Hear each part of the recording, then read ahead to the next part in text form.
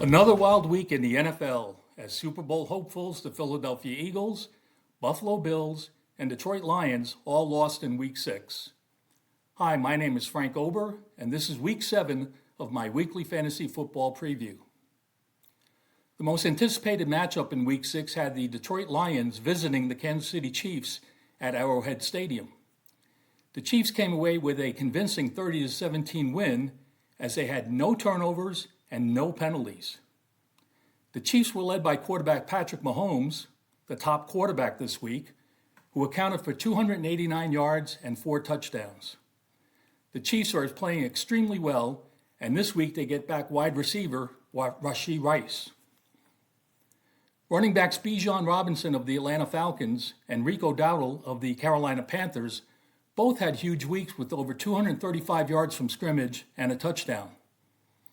For Rico Dowdle, this was the second consecutive game with over 200 scrimmage yards, and it was a revenge game against the Dallas Cowboys, who let him go after last season.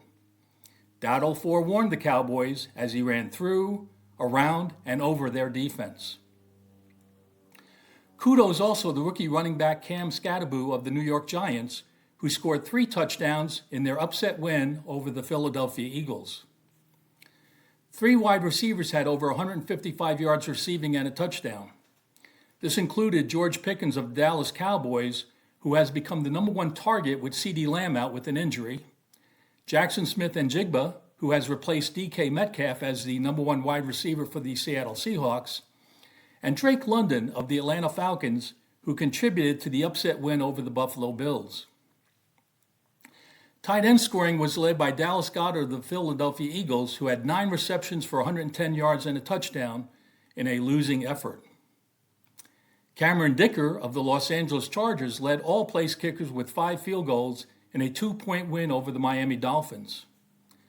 Place kickers Blake Grupe of the New Orleans Saints and Eddie Pinheiro of the San Francisco 49ers both kicked 4 field goals for the second consecutive week.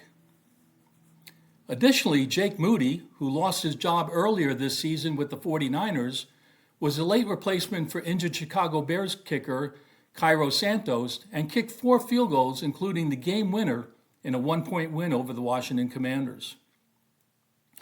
The top defense in Week 6 was the Las Vegas Raiders, who allowed only 10 points and 287 total yards to the Tennessee Titans. The Raiders also had 3 takeaways and 6 sacks. This dismal performance by the Titans led them to firing their head coach. The wide receiver position was hit especially hard by injuries in Week 6. This included Puka Nacua of the Los Angeles Rams, who sprained an ankle, Emeka Ekuba of the Tampa Bay Buccaneers, who pulled a hamstring, Garrett Wilson of the New York Jets with a knee injury, Marvin Harrison of the Arizona Cardinals with a concussion, and Calvin Ridley of the Tennessee Titans, who also pulled a hamstring. A couple of tight ends with injuries to monitor include David Njoku of the Cleveland Browns and Mike Gesicki of the Cincinnati Bengals.